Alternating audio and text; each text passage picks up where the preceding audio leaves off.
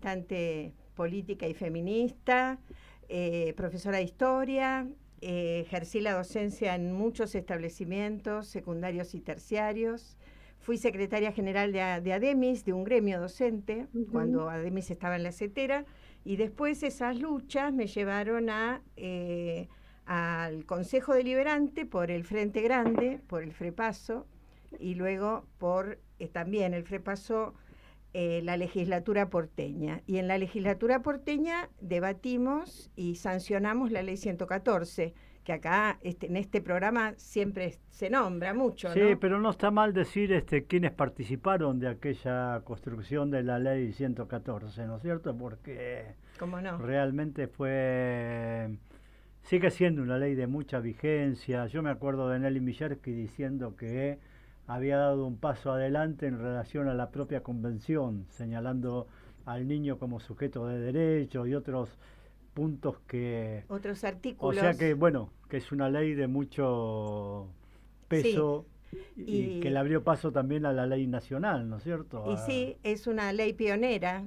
porque en la constituyente porteña, en el 96, 1996, cuando se sanciona la autonomía de la Ciudad de Buenos Aires, se crea la jefatura de gobierno, la constitución porteña, ¿no? La legislatura. Allí hay un capítulo de niñez donde todos los que militábamos en infancia fuimos consultados para que se plantearan los derechos principales de los chicos y de las niñas, niños y adolescentes, porque ya se incorporó la figura de la niña en la Constitución, y que una ley especial creaba el organismo de infancia, que debía ser interdisciplinario, diseñar políticas transversales, ser descentralizado. O sea, ya la Constitución nos marcó un camino que ya estábamos debatiendo desde hacía tiempo con Casa Sidín, con los colectivos de infancia,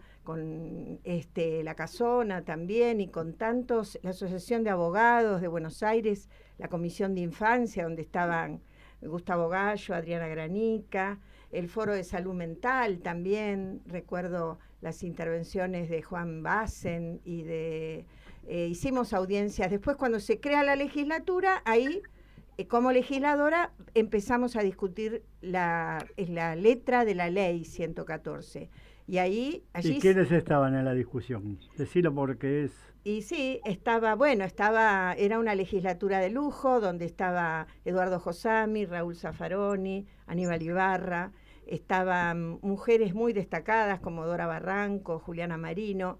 En la Comisión de Niñez, de Mujer, Infancia, Adolescencia y Juventud, estábamos, yo la presidía, estaba Liliana Chermajowski, que jugó un rol muy a favor, muy a Me favor. acuerdo de aquellos primeros años del Consejo que Liliana estaba presente y como decís vos jugó fuerte y a favor, A digamos, favor. ¿no? Y también, aunque de otro signo político, Gabriela González Gas, UCR alfonsinista, muy progresista, jugó un papel muy interesante a favor de esta concepción, ¿no? De aplicar la Convención de los Derechos del Niño al marco legislativo de la Ciudad de Buenos Aires. Alicia Pierini también formaba parte de la legislatura.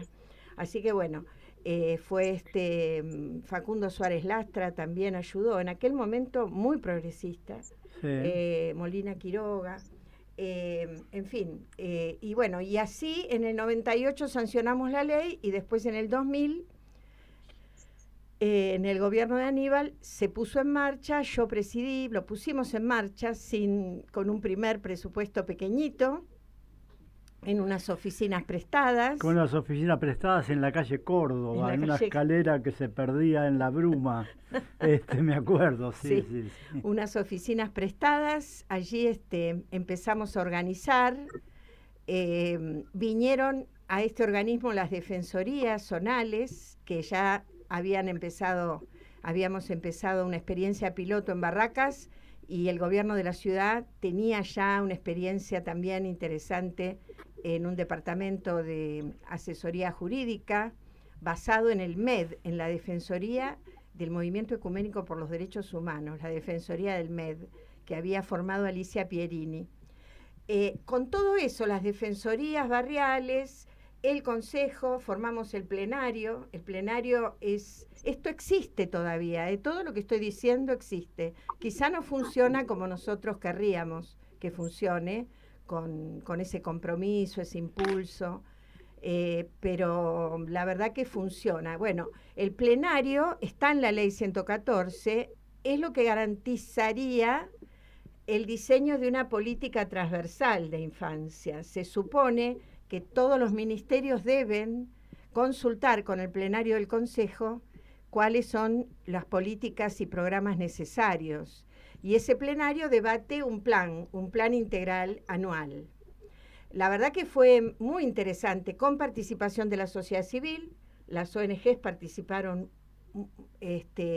con mucho entusiasmo. Bueno, la Casona participó. Sí, las ONG participaban con una elección previa y bueno, quien salía con mayores votos integraba como organización, no como persona, la representación de las ONG en el plenario, digamos, ¿no?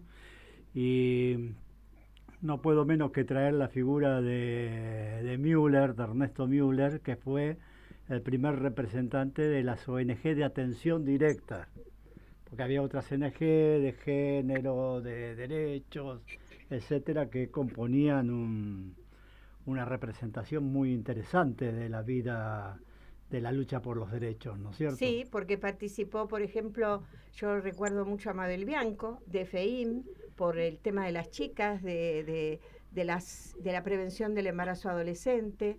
También, acá sabes a quién recordamos, especialmente hicimos un programa, a Eva Giberti cuando falleció. Ah, claro. Y claro. Martínez Muth, que fue alumno, discípulo de ella, hizo una participación brillante donde destacamos todo el aporte que dio, aún antes de esta historia que contás vos, desde antes, con quien fuera su esposo, ya trabajaban y mordían en el tema de los derechos de infancia y adolescencia, ¿no? Y yo recuerdo cuando yo le llevé a Eva la ley 114 para que me diera su opinión y ver si ella quería trabajar con nosotros y colaborar, y yo le propuse en realidad que reeditara la Escuela para Padres, que había sido su gran creación. Gran creación, sí.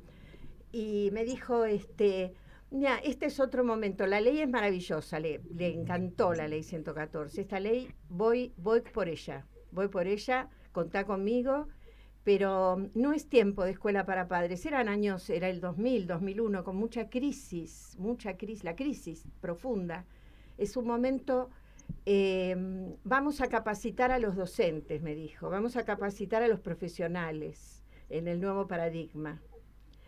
Y entonces se organizaron los cursos del Consejo de los Derechos, que son cursos que han quedado en la memoria y también en algunos libros. Yo presenté un libro el año pasado, que tuve el gusto que estuviera Leo también y muchos amigos y amigas, donde uno de sus párrafos está dedicado, uno de sus capítulos, está dedicado a los cursos del Consejo con Nelly Minjerky, con Silvia Bleichmar, la gran Silvia Bleichmar.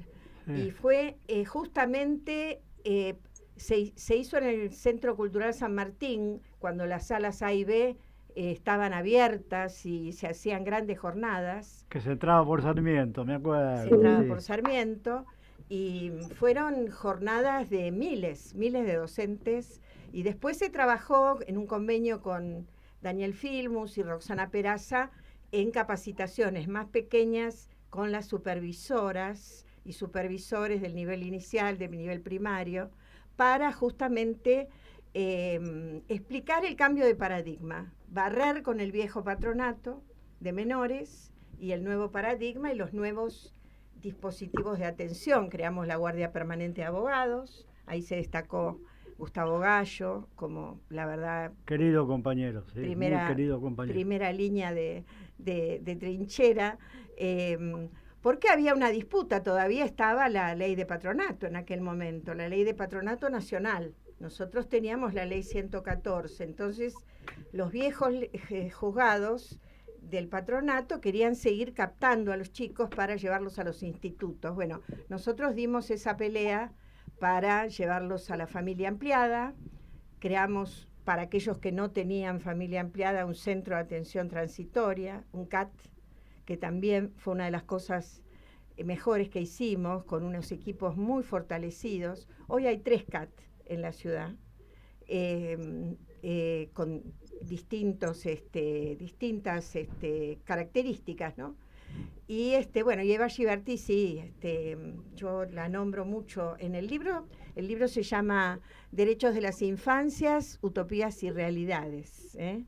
Y bueno, allí relato cómo fue toda esta historia del debate de la Ley 114 y cómo pusimos en marcha el organismo de infancia de la Ciudad Autónoma de Buenos Aires. Déjame decir algo, el Consejo fue pionero, el Consejo de Niños, Niñas y Adolescentes, en la lucha por los nuevos paradigmas, digamos, ¿no? Porque en aquel momento discutíamos política de género y otros temas que todavía no estaban tan en el candelero, pero la brisa, la movida que generó el Consejo ayudó a que más en general los derechos se fueran abriendo paso. No sé si coincidís. Sí, totalmente. Bueno, porque la Constitución porteña, que es del año 96, incorporó los tratados internacionales de derechos humanos, la Convención del Niño, pero también la Convención de la Mujer, y además se habían realizado conferencias muy importantes y ya estaba el clima para incorporar la perspectiva de género. En el año 94 fue la Convención de Belém do Pará, para prevenir y erradicar todas las formas de violencia. Entonces, esto hizo que hubiera una sinergia, y tanto, bueno, Eva Giberti, gran feminista, gran luchadora por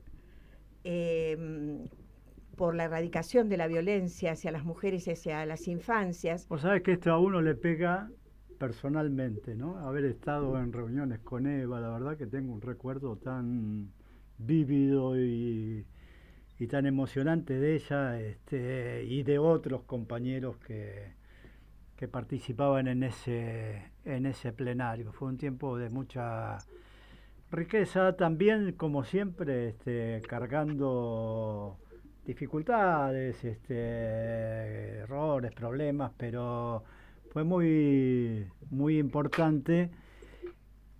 Y yo te quería, por ahí, viste, el orden que yo tenía para la entrevista se va desacomodando porque lo va llevando el diálogo, digamos, ¿no?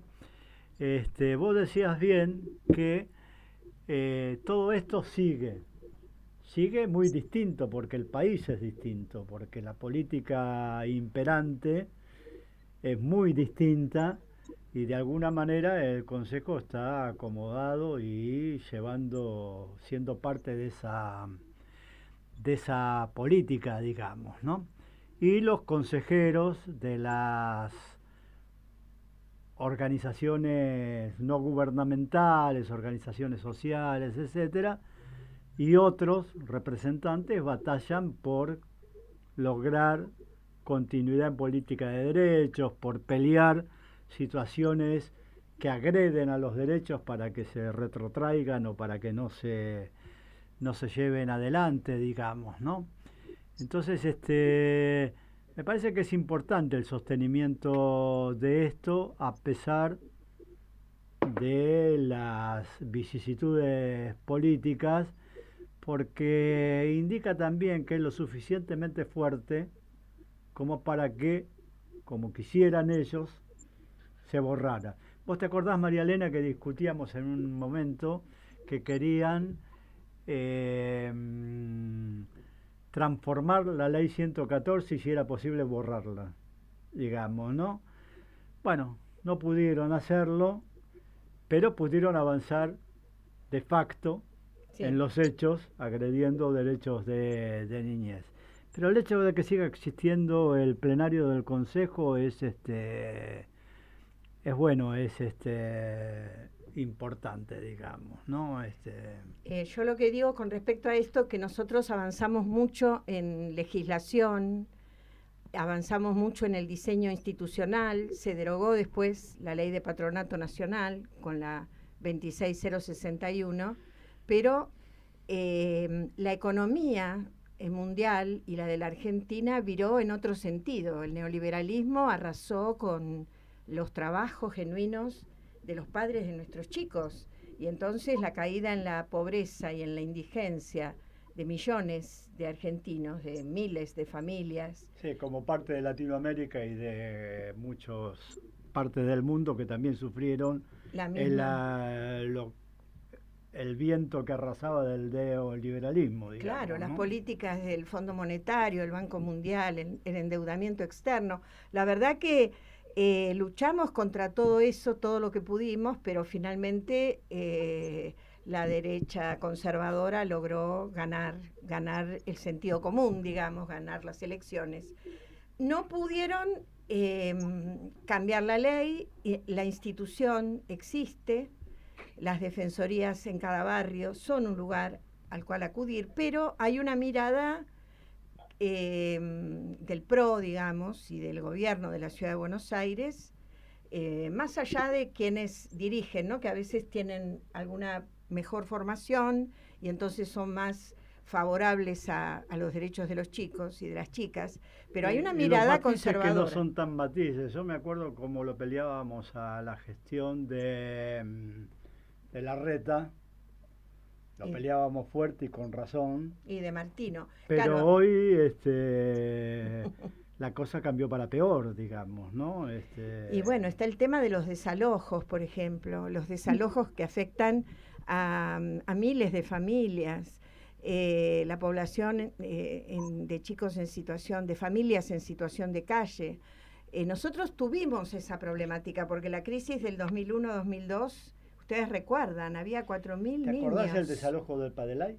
Me acuerdo el desalojo del Padelay, claro. Que el Consejo jugó un papel, Carmen Frías y la Guardia de Abogados, etcétera, en cuanto a que no se reprimiera, se avasallara. Y que se garantizara el acceso a una vivienda alternativa, digamos, a soluciones habitacionales, ¿no? Hoy... Ahora vos fíjate qué contradictorio, ¿no? Porque, bueno, pasó eso con el Padelay, pero a la vez quedó ese predio vacío y la comunidad de San Telmo luchó para que fuera un espacio para la comunidad.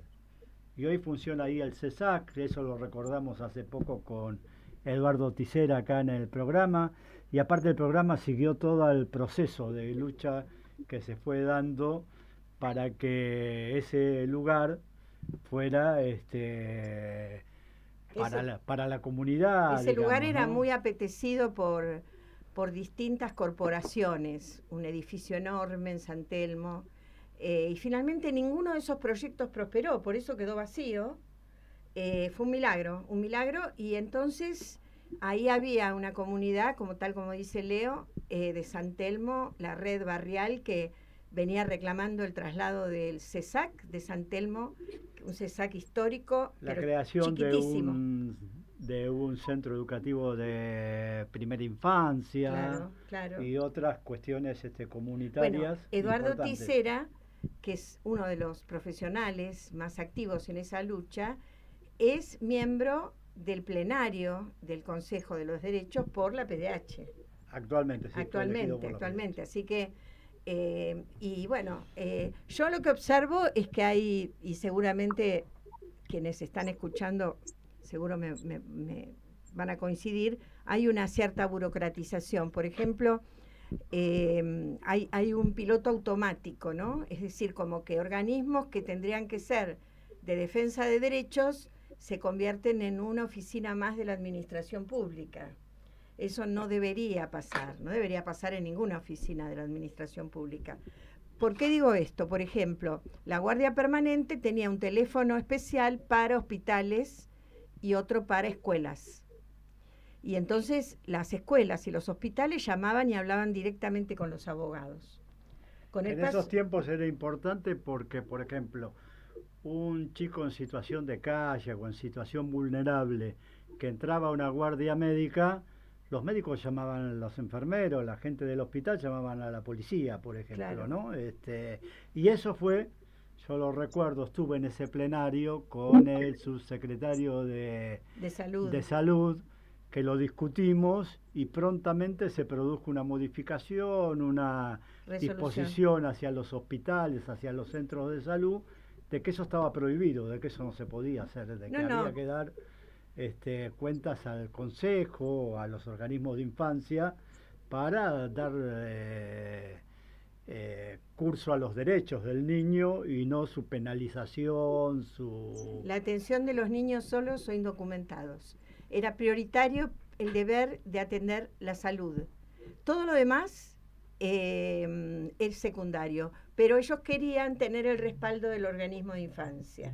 Entonces, por eso la Guardia Permanente anotaba, les daba un número de registro y iban los operadores, si fuera necesario, iban, si no había ningún familiar, iban los operadores a buscar a los chicos una vez atendidos y se buscaba la familia ampliada, la familia directa, la familia ampliada y si no había, se llevaban al CAT. Ahora eso cambió al Centro de Atención Transitoria, entonces hoy atiende la línea 102 directamente a todo el mundo. Sí, hay una contradicción ahí porque se anularon esto, pero yo tengo la mirada, no tengo cifras concretas, de que la 102 por otro lado creció, Sí, como que hay más vida en la 102, más reclamos, más instalación, como parte también de esta multiplicidad de call center por los derechos, digamos, ¿no? Derechos con la violencia de género. claro. Eh, Me parece que, bueno, que también esa cuestión pionera de la 102, que fue también perseguida por el patronato, Sí, este, vos te acordás, te reís porque te acordás de cuando llamaban a las 2 de la mañana para ver se andaba, si si andaba, funcionaba. porque por ley se decía que eran las 24 horas, digamos, ¿no? Y así era, pero Sí, a mí nos jugaban, me decía, no está funcionando la línea 102. Sí, le digo, a ver, llamemos. ¿Estás segura? Sí, sí, llamemos, marquemos, a ver. Y me atendían los operadores. Atendían los los operadores. compañeros designados, Claro, claro. claro. La verdad que sí, años complejos. Y Ahora, todo esto a mí me lleva a una reflexión, digamos, ¿no? Eh, el sistema de protección integral está atado a la política y a qué política se está generando, económica, social, de derechos civiles, etcétera, en el país. Hoy en este momento, con este gobierno de ultraderecha y demás, hemos tenido un retroceso muy grande en materias de derechos de niñez. Vos mencionabas desalojo, yo acá hice una lista que no la voy a hacer porque es la lista de las penurias, digamos, ¿no? Salud, falta de vacuna, discapacidad, un montón de derechos que son vulnerados, pero que están directamente relacionados con el proyecto político que están llevando adelante y al que nosotros somos parte de la lucha en contra de él, de la resistencia en contra de él y también de ir generando alternativas a él.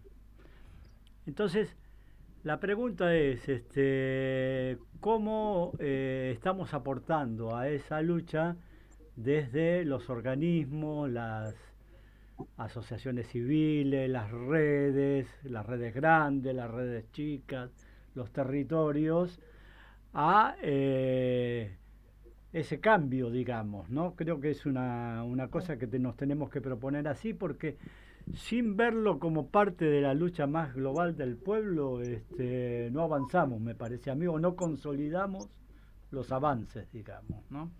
no, Eh, bueno, la Constitución porteña, que es una joya, la quieren reformar, pero la verdad que no, me parece que no se animan porque es un texto muy avanzado, está basado en los tratados internacionales, en la experiencia de lucha de equipos diversos de todas las profesiones.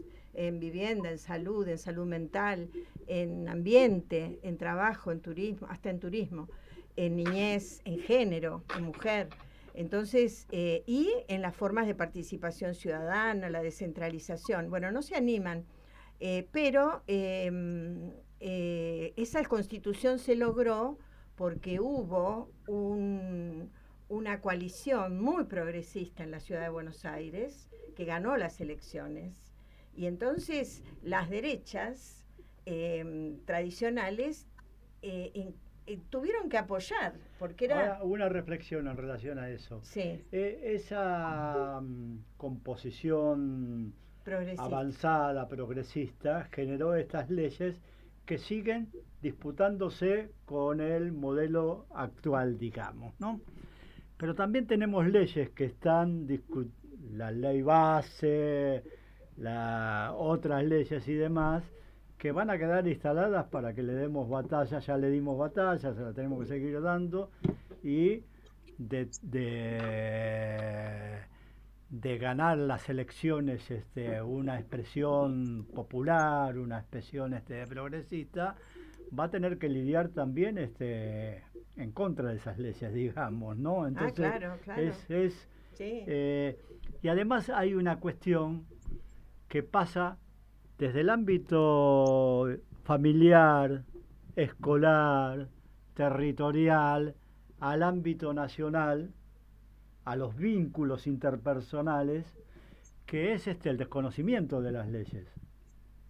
El ejemplo más claro es la ley de financiamiento universitario, que se discutió una vez, 2 veces, la apoyó la juez y sigue sin aplicarse por prepotencia de poder.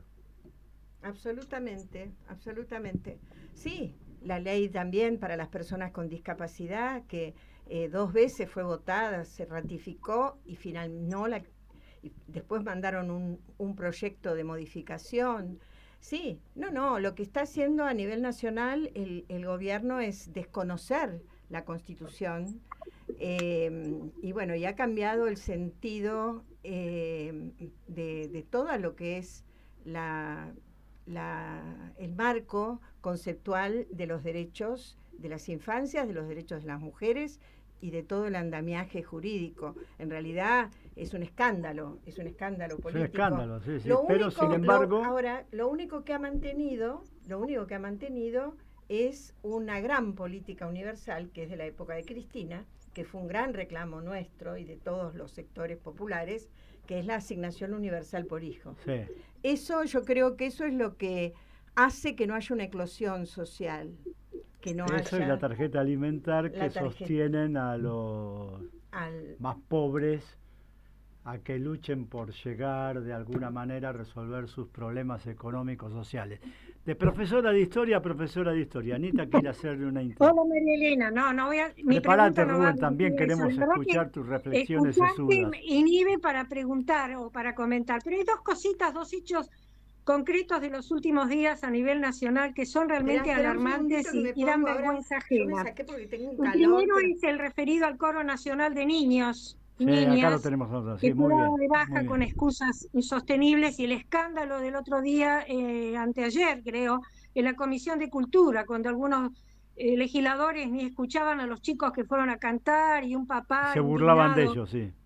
Fue vergonzoso. Y el otro, que es realmente también vergonzoso y hasta ridículo, cambiar el nombre al Día de las Infancias por volver al Día del Niño, desconociendo el sentido que tenía ese nombre, justamente de la época de Cristina, como vos mencionaste, que fue impuesto.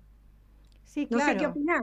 Bueno, Milei, digamos, eligió algunos enemigos para empezar su batalla política, ¿no?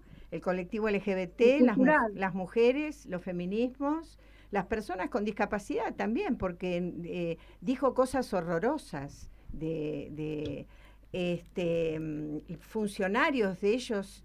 Tienen esta teoría de que la familia tiene que hacerse cargo de los problemas, que para qué tuvieron hijos, ¿no? Se lo dijo el funcionario del área de discapacidad al grupo de madres que fue, no me acuerdo ahora el nombre del niño que tiene un... Ian Moche.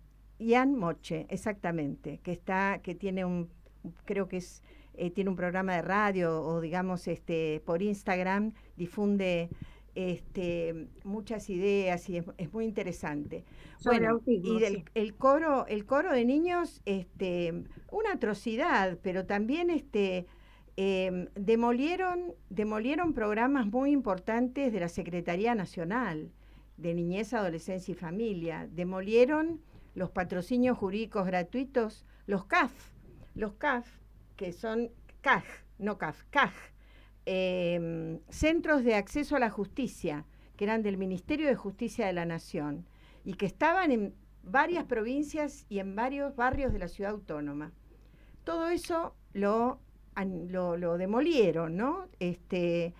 Bueno, y el coro tienen una mentalidad nosotros decimos de caja, ¿no? Clean caja, un mercantilismo con una crueldad enorme, con una crueldad que no... Yo invertiría los temas. Me parece que está por delante la crueldad Y que después por lo económico, porque sostener económicamente esas experiencias, la orquesta juveniles que quisieron borrar el coro y demás, para un presupuesto de ciudad son 2,50 pesos o un presupuesto Sí, nacional, pero, digamos, ¿no? perdón, pero es generalizado esto en todas las áreas.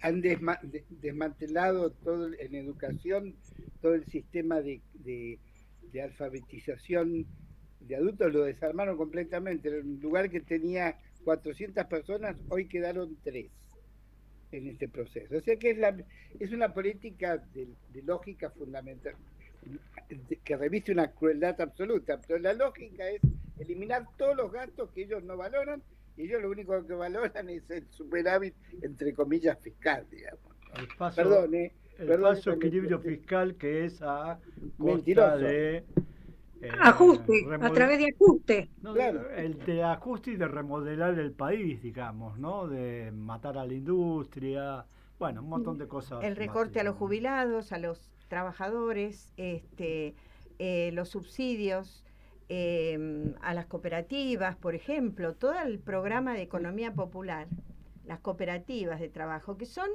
un embrión, ¿no? Ayer fue el día de la cooperativa, sí.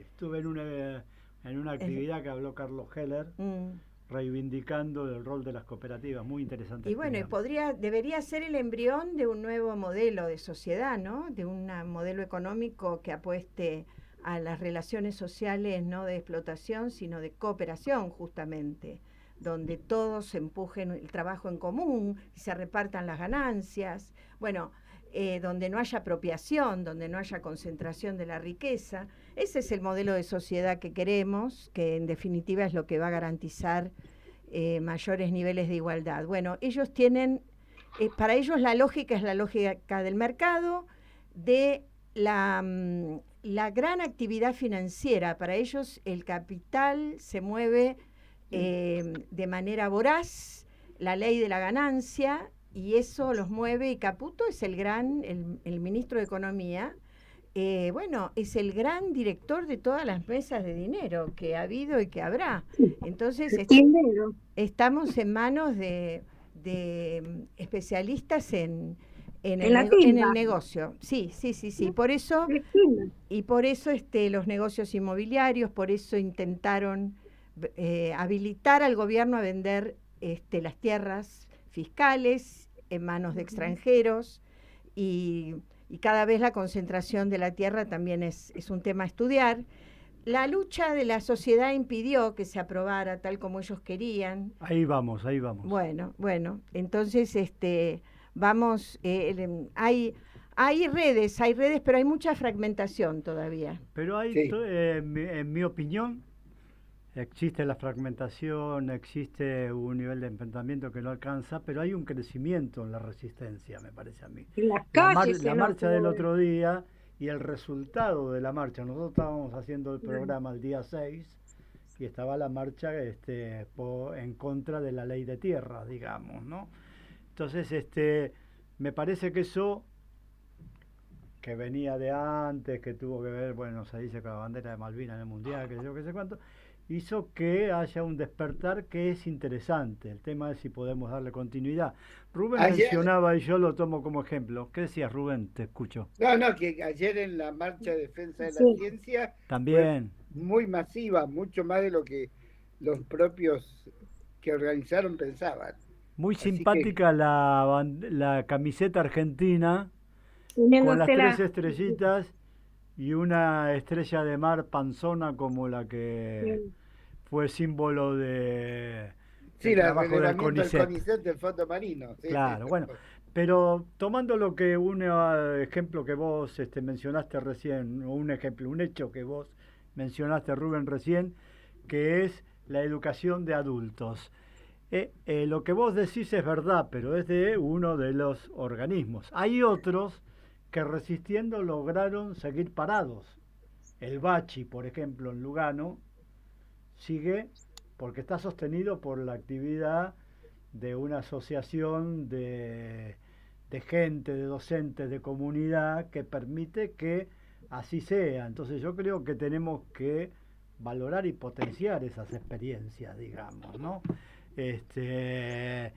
Y trabajar porque esta fragmentación que mencionaba Rubén, que mencionaba vos, María Elena,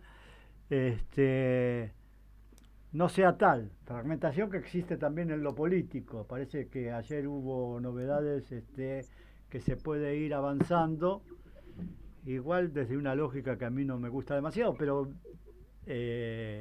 demuestra que se puede ir avanzando en cuanto a reconstruir la fragmentación. La unidad, digamos, ¿no?, de los sectores populares, democráticos, progresistas, feministas. Necesitamos una unidad con un programa, ¿no? Con un programa que todos conozcamos de antemano, para no tener las sorpresas que tuvimos en tiempos anteriores, ¿no? Me parece también repensar el Estado, ¿no? También hay que repensar el Estado, plantear... recuperarlo, evitar que lo destruyan. Sí, pero también repensar, modernizarlo en muchos aspectos que me parece que... Sí, promover más la participación de la gente, de la sociedad, ver este tema de los modelos alternativos, productivos, el tema de las cooperativas, el tema de... hoy hablar de reforma agraria sería casi un pecado, pero en realidad... pero de otra manera se habla de de reforma agraria. Necesitamos, ¿no?, planes que generen una producción cooperativa, desarrollando a los sectores campesinos, el desmonte, parar un poco el desmonte, el extractivismo, parar la megaminería. Esto, por ejemplo, es una deuda también de los gobiernos populares, ¿no?, que no previeron este tema de las consecuencias que tendría la megaminería a largo plazo, ¿no? Porque ahí vamos también, no es solamente por el tema de la megaminería, el extractivismo, etcétera, sino más en general que a mi parecer, de la causa de los fracasos o de la caída de los gobiernos democráticos, o el triunfo de la ultraderecha, tiene que ver también con que nos quedamos a mitad de caminos con la aplicación de medidas importantes, y todo ello aduciendo a una correlación de fuerzas que por otro lado no se hace mucho por cambiar. Claro. Es verdad que hay una correlación de fuerza que no es favorable en el mundo y en el país, pero hay que construir a nivel de la comunidad, a nivel de las distintas instancias, con creatividad. Y en este sentido yo te quería hacer una pregunta.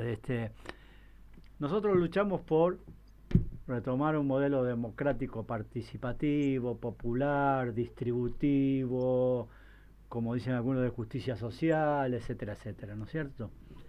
Ahora, dentro de eso, ¿estamos pensando qué sistema de protección integral de derechos de niñez precisamos?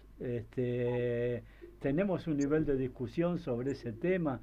¿Tenemos que proponer darlo?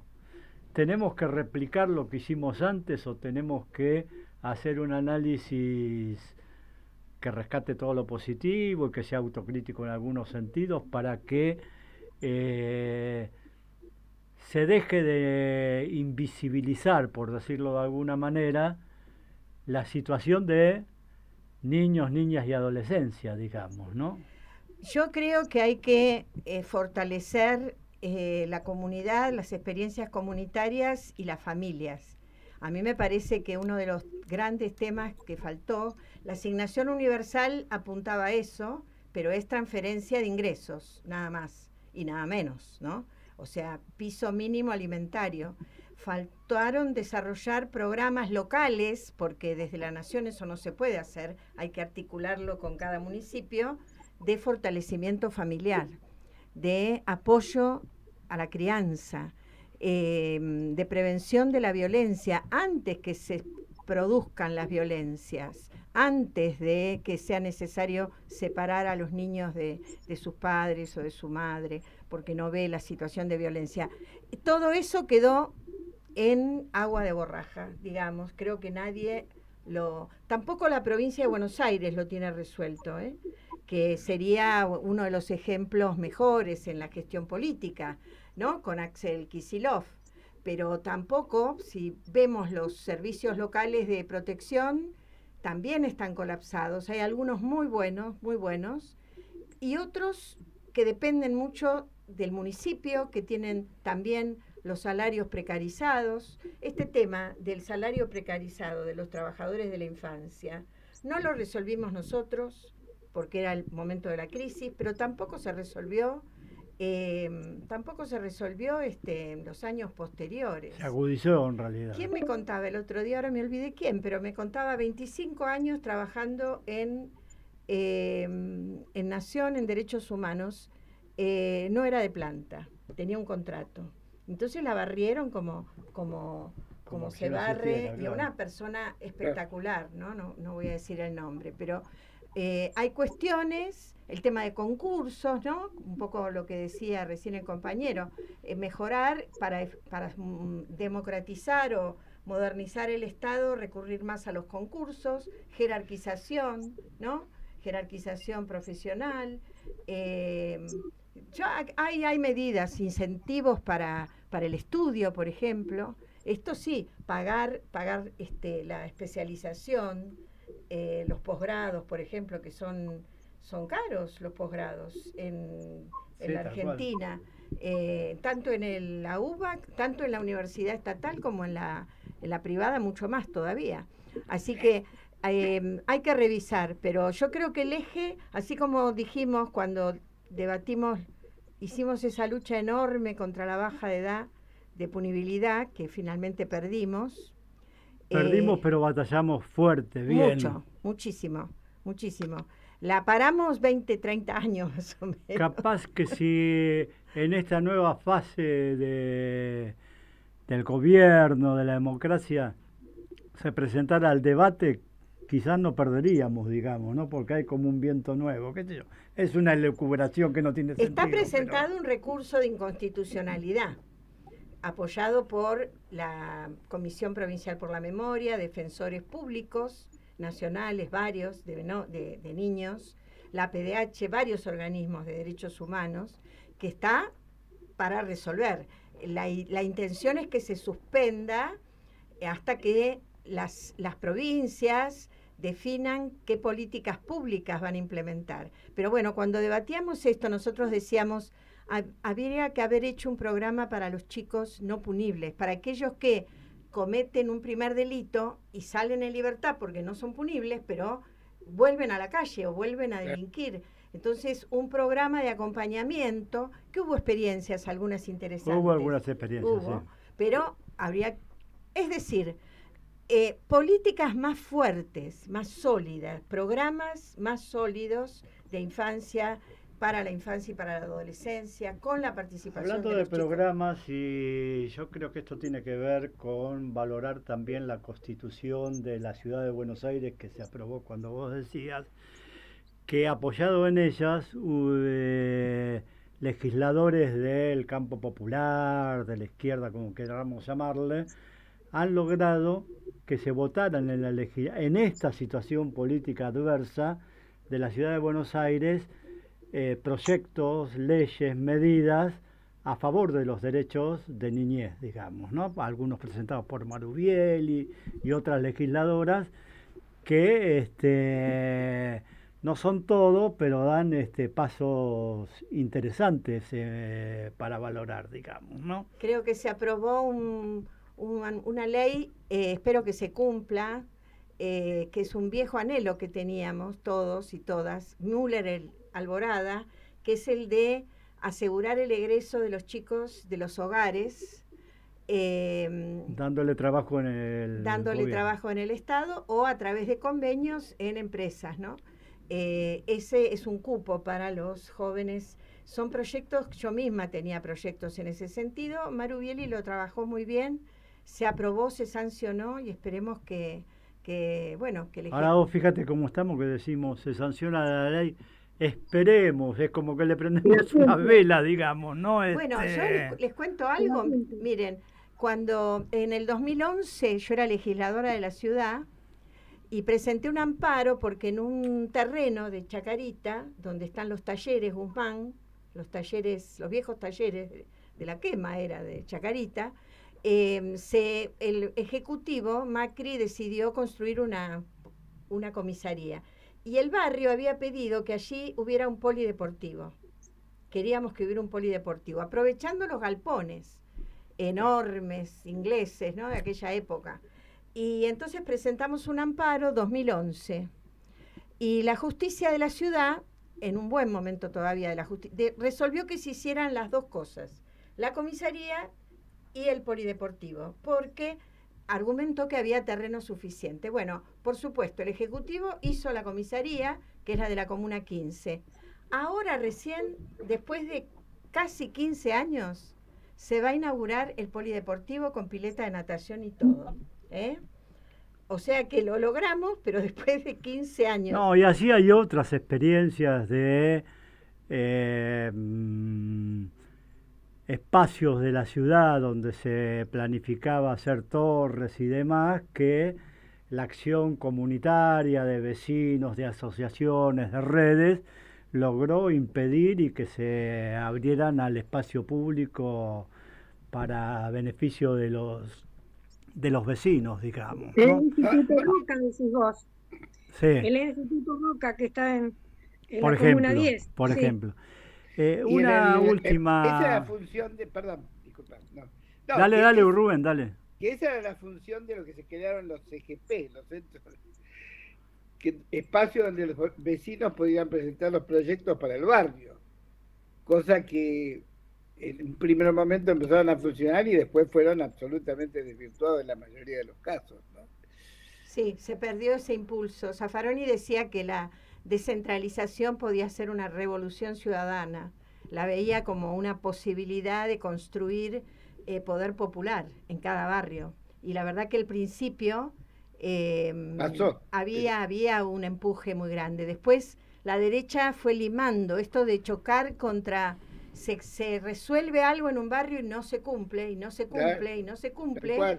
La gente se desanima, ¿no? Sí, yo creo que principalmente la derecha, pero también las fuerzas democráticas también están enredadas en un sistema político que apuntan a la continuidad y que no resuelve las cosas, digamos, ¿no? Entonces, lo digo con dolor, digamos, porque me siento parte, digamos, ¿no? Pero me parece que es algo que también tenemos que apuntar a modificar. Son y 58, acá a las 16 en punto tenemos que entra otro programa. Una última pregunta. En algunos ámbitos se discute la vigencia de la institucionalización, es decir, cuando un chico en un juzgado, en un hospital, en una situación de vulnerabilidad grande, se pregunta qué hacer con él.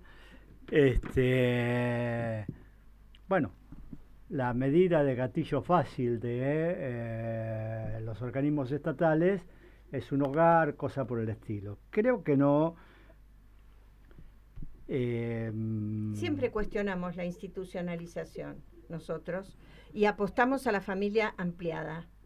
Buscar una tía, una abuela, incluso algún vecino o vecina que pueda hacerse cargo de estos niños para evitar el crecimiento en un ámbito que se convierte, por más bueno que sea ese hogar Tal cual. convivencial. Nosotros lo podemos decir desde la Casona de los Claro. Barriletes, por progresista y amoroso Sí. que sea No la es su institución, familia. no es su familia, No y es los su chicos familia. reclaman. Bueno, en la última etapa de la CENAF, de la CENAF de Gabriel Lerner, se creó un proyecto que es el programa AUNAR, para darle una contribución económica a la familia ampliada para que se pueda hacer cargo por niño, ¿no? Y si es un grupo de hermanitos, una contribución económica por cada hermanito. Ese programa lo liquidaron en la CENAF. Milei lo destruyó. Ahora